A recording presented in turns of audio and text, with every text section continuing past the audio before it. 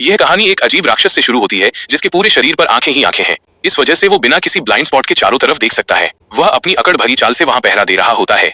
पास ही मौजूद कुछ बच्चे उसे देखकर दंग रह जाते हैं क्योंकि उन्होंने पहले कभी ऐसा जीव नहीं देखा था। असल में उन बच्चों ने घर पर पहले ही रिसर्च कर ली थी कि इस राक्षस की सबसे बड़ी कमजोरी प्याज का पानी है। उनके पास कुछ गोले थे जिनमें उन्होंने पहले से ही प्याज का पानी भरकर रखा था।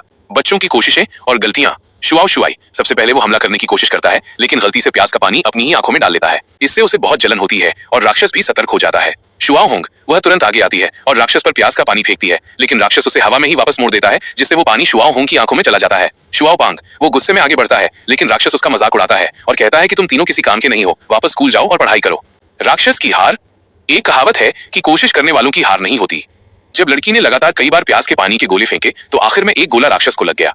जैसे ही वो कमजोर पड़ा, लड़की ने अपनी जादुई कहानी की किताब निकाली और उस बहु आंखों वाले राक्षस को उसमें कैद कर लिया। एक नई मुसीबत। राक्षस को पकड़ने के बाद बच्चे थक कर वहीं आराम करने लगे। तभी एक लड़का पास ही लगे जिम्नास्टिक उपकरण हॉरिजॉन्टल बार पर कूद गया। अचानक वो उपकरण हिलने लगा। बच्चों ने तुरंत अपनी किताब में चेक किया तो पता चला कि वो भी एक राक्षस था।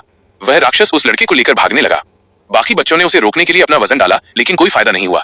वे सब हवा में उड़ने लगे। बस शुआओ पांग ही जमीन पर रह गया। जब बच्चों को लगा कि अब वे नहीं बचेंगे, तभी शुआओ पांग एक तौलिया राक्षस मॉप मॉन्स्टर पर सवार होकर उड़ता हुआ आया। उसने किताब का इस्तेमाल किया और उस उपकरण वाले राक्षस को भी कैद कर लिया। जैसे ही वे आसमान से नीचे गिरने लगे, तौलिया राक्षस ने तेजी से नीचे जाकर उन सबकी जान बचा ली। तो दोस्तों, कैसी लगी आपको इन बच्चों और इस अजीब से राक्षस की कहानी? अगर आपको मजा आया हो तो वीडियो को लाइक जरूर करें। और हाँ, अगर आप इसका नेक्स्ट पार्ट देखना चाहते हैं तो अभी कमेंट बॉक्स में जाकर नेक्स्ट पार्ट लिख दीजिए।